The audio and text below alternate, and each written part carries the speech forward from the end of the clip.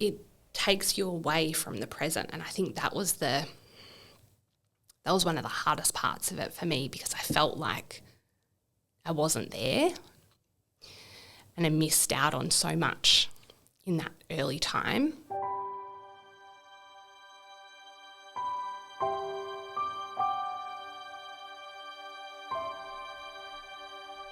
Hi everyone, and welcome back to No Place Like Home. I'm your host Larissa, and I'm joined again today by Claire. Hi. I'm just going to do a little intro for today's episode. We are going today to be talking about perinatal OCD. Perinatal OCD is an obsessive compulsive disorder that occurs during pregnancy or in the first year after giving birth. By 6 months postpartum, the cumulative incidence of new OCD diagnosis, perinatal and postpartum, is estimated at 9%. Obsessive and compulsory symptoms are similar to those seen in other forms of OCD, including intrusive, unwanted thoughts or obsessions, and repetitive behaviours or compulsions. Postpartum OCD specifically focuses upon the fear of causing purposeful or accidental harm to the newborn baby.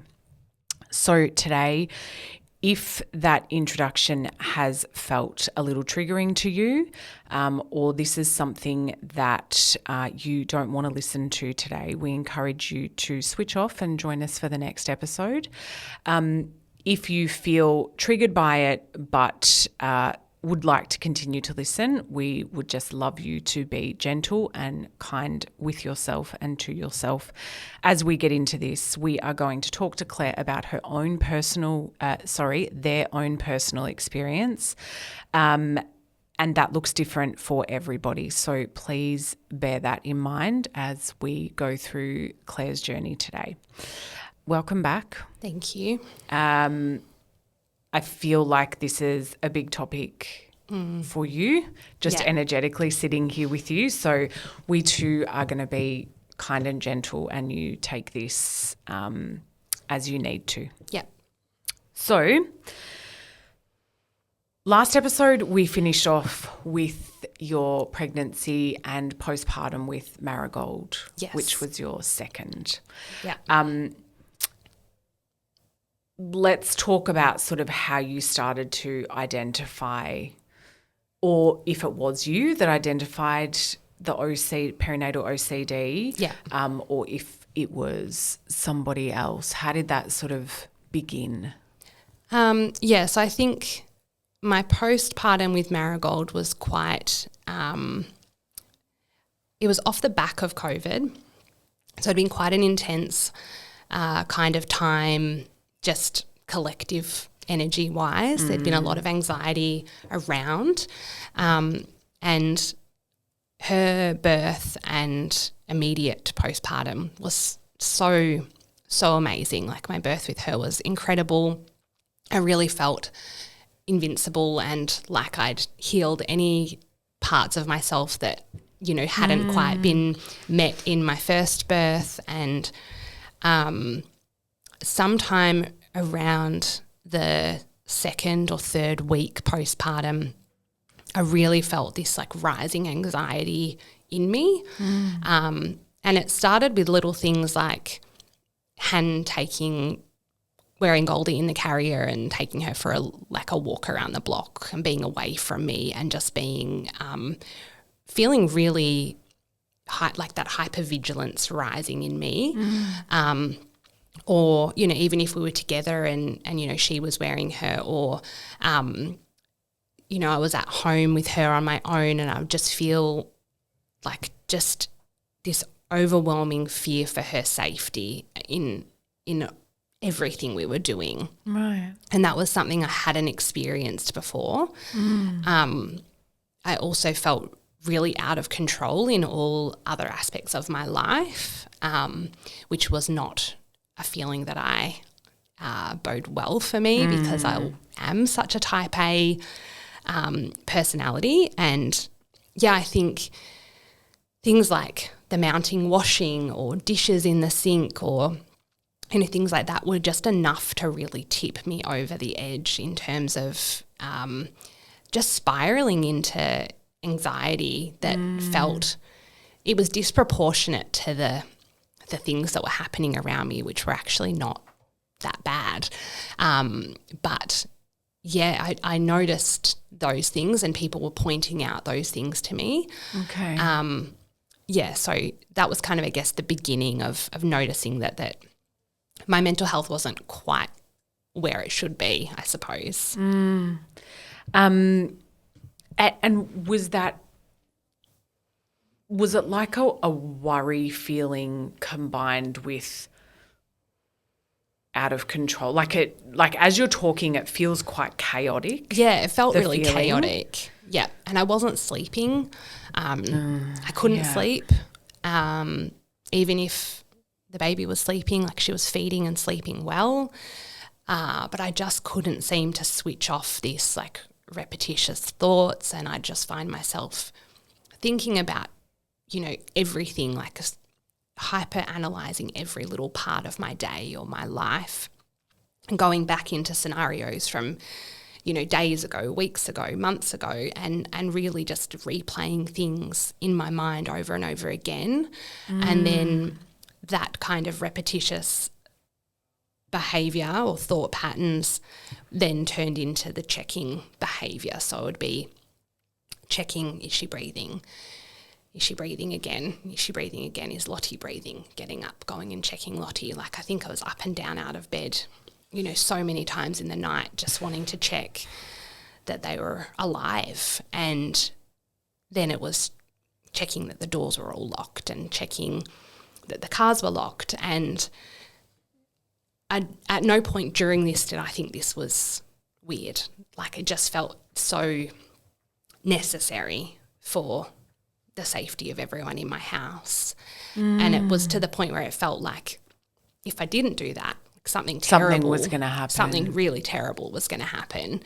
And yeah, like people around me didn't necessarily know that those things were happening all the time.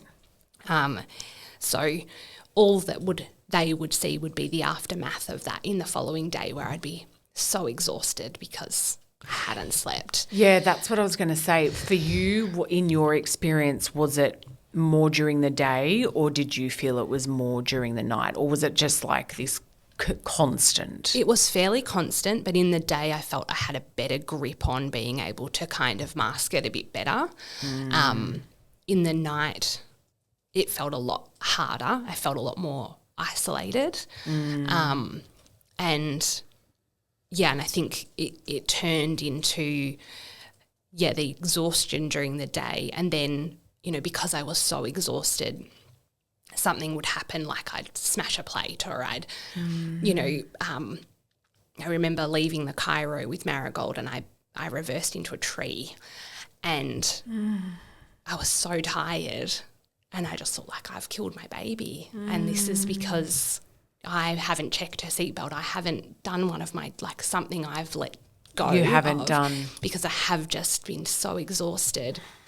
And, thankfully it was very minor and she was fine, but I just remember getting her out of the car seat and holding her and just crying because I was like, this is just too much. Like I've never felt this out of control in my life before. And it was just consuming at that point. Was there a point that you got to where you consciously were starting to hide it from the people around you, or was it just still this like you thought it was normal that you were this hypervigilant? I think it was more the second. Like I think I was more trying to justify the behaviour. To yourself? To myself and I think to Han as well, my partner. She very much knew that this wasn't normal. And I remember saying things to her like, you might just see, washing in a basket as washing in a basket. What I see when I look at the washing in a basket is a fire in the corner of the room. And then I see the dishes in the sink and I see another fire in the kitchen. And then I see toys in the playroom and I see another fire. And before I know it, if I don't put out those spot fires, the whole house is going to burn down. And I was just so consumed by that it was like I've got to do that. But then also, I've also got to keep this tiny baby alive, and I don't know how I'm going to manage those things. And so then the intrusive thoughts would start coming in, where I'd think, you know, I'm going to give myself a time. Like, I'd look at the time and I'd say, all right, it's 9 o'clock. I'm going to give myself 15 minutes to do all of those things while she's asleep. And in that time, I'm only going to check her 3 times, and then I'm going to get those things done. And I would buzz around my house like an absolute whirlwind trying to get these things done. And then I would just fall in a heap because I'd had that much pent up energy.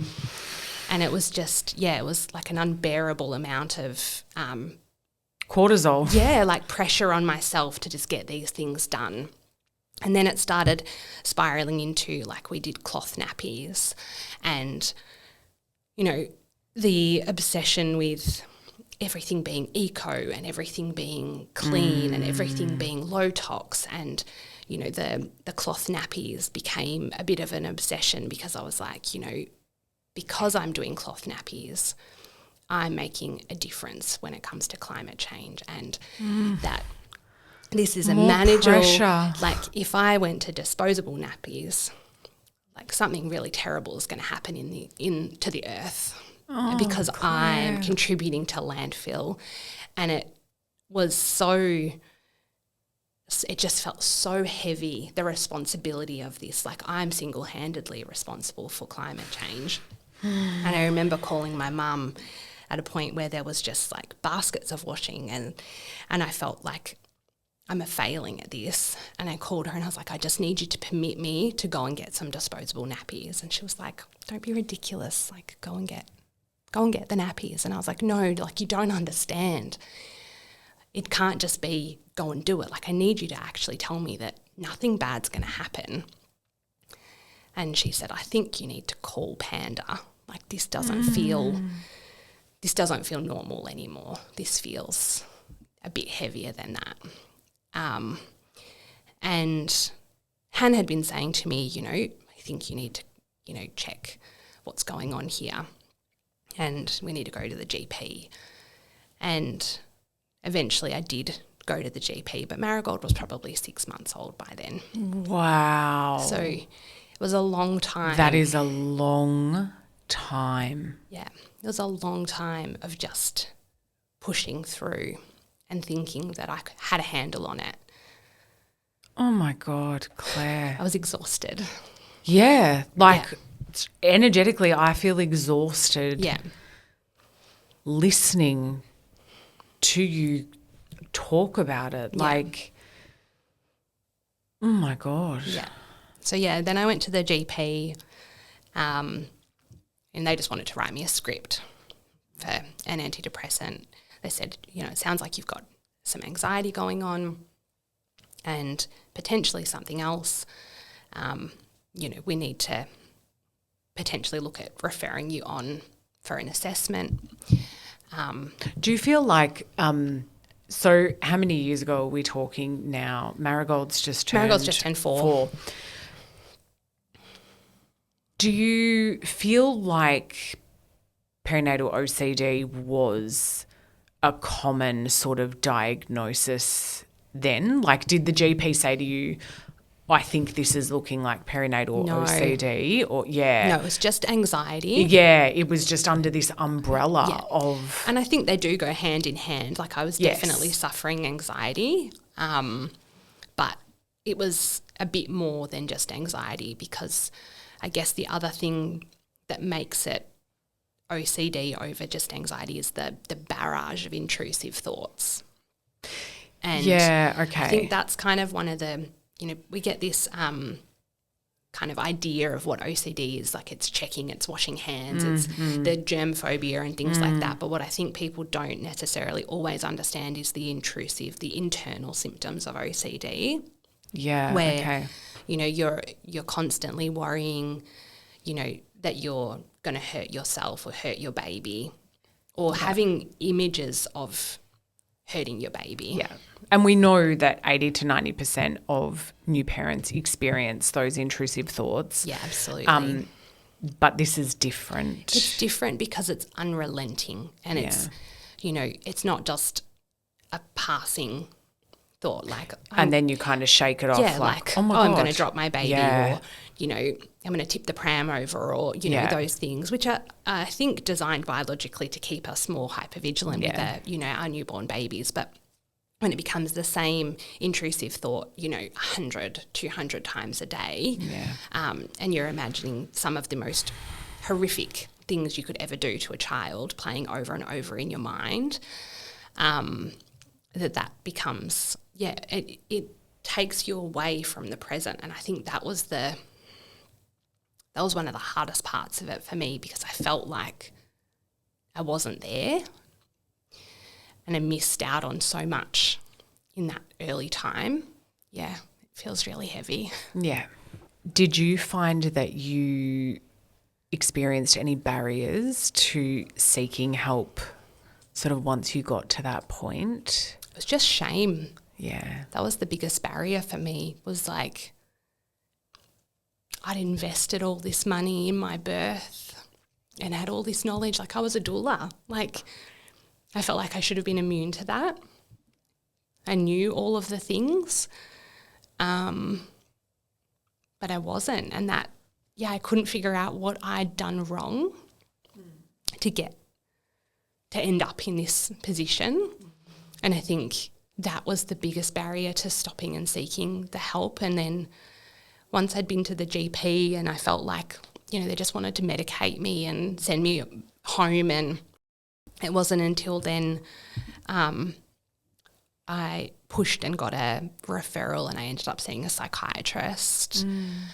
And she was able to kind of, diagnose, and she was the one who said, you have situational anxiety, and that was something she was seeing a lot of with new parents post-COVID. Right.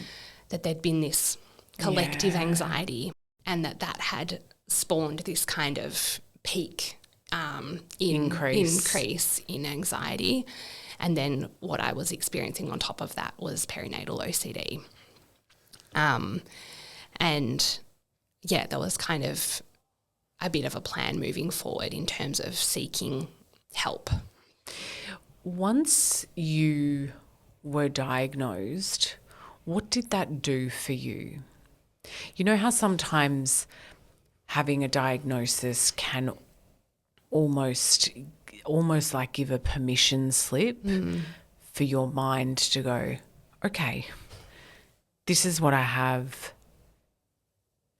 There's other people that have this. I'm going to be okay. Did you have that sense, or was it? Not really. Yeah.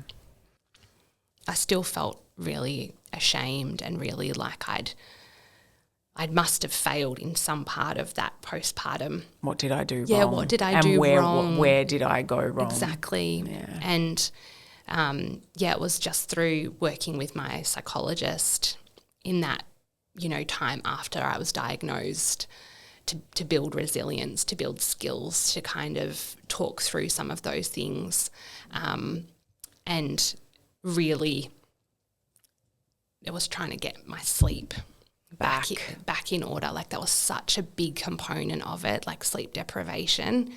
I did a few different kinds of therapy in that time to really try and get to the crux of why I couldn't sleep.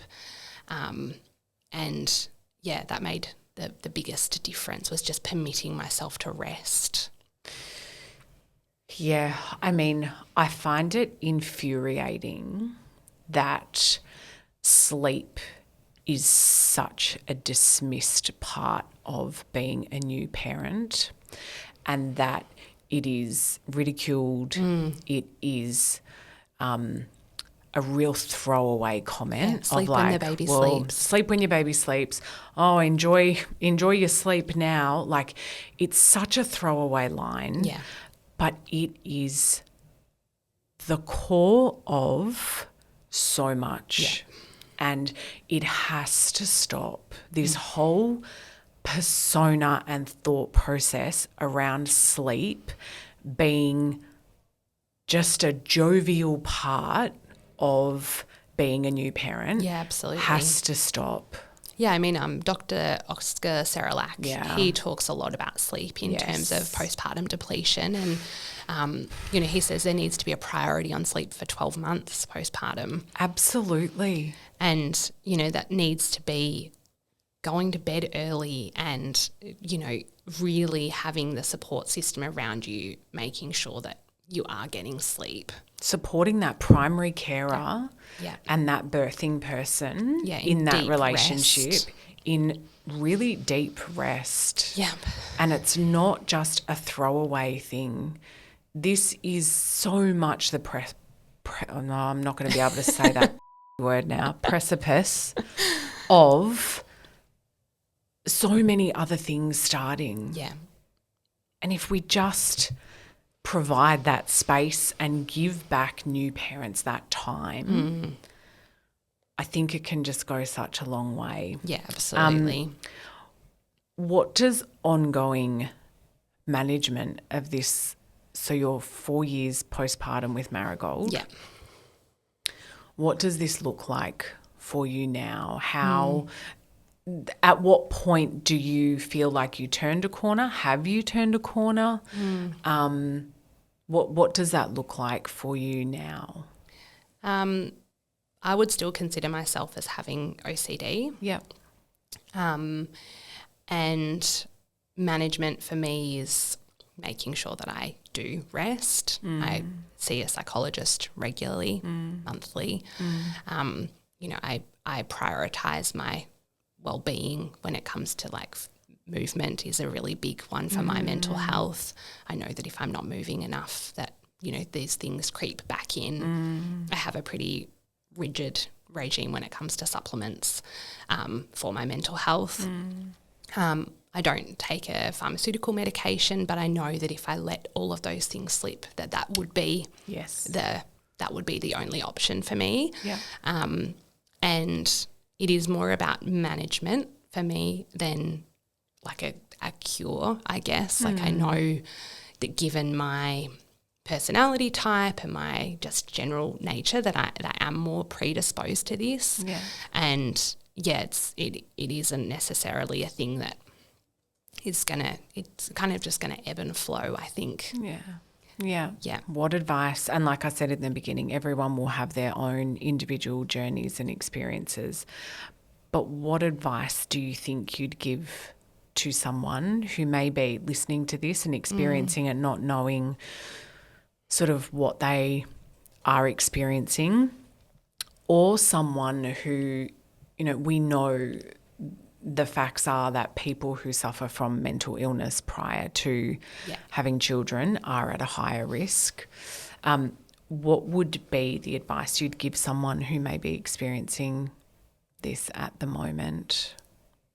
It would just be being really gentle to yourself, really tuning in and acknowledging when it does become bigger than you, and that it is okay to ask for help. And, there is a level of hypervigilance, which is obviously normal, but at a point where it is impacting your relationship, your sleep, your bonding with your baby, that's outside of the realm of normal. And, you will feel so much better just putting some energy towards yourself in terms of just finding what your path out of it is in whatever that looks like and however long it takes. It may not be a silver bullet. There may not be something that's going to make it go away really quickly, but just having people in your corner who know that this is a weakness or this is not even a weakness, this is a challenge that you're facing into. It makes all the difference. Yeah. For those that are listening, if you do feel like you are experiencing any of these symptoms or it feels familiar to you, please do seek some professional help. We are going to add some resources and links in the show notes So please have a look through them if you need. Thank you, Claire, so much for sharing your journey today. Thank you. We really appreciate it. And hopefully there's someone out there that can benefit in a positive way listening to this episode. So thank you again. No worries. Thanks. This podcast represents the opinions of our hosts and their guest speakers. Views and opinions expressed in the podcast are our own and do not represent that of our places of work. This podcast is for informational purposes only, and content here should not be taken as medical or professional advice. Please consult your healthcare professional for any personal recommendations and medical care. While we make every effort to ensure that the information we are sharing is accurate based on the best available information at the time of recording, we welcome any comments, suggestions or feedback via our website contact form, home.com.au/contact. Names and details of personal experiences may have been changed to allow for anonymity and privacy. To join the conversation, join us on social media at Home Postpartum.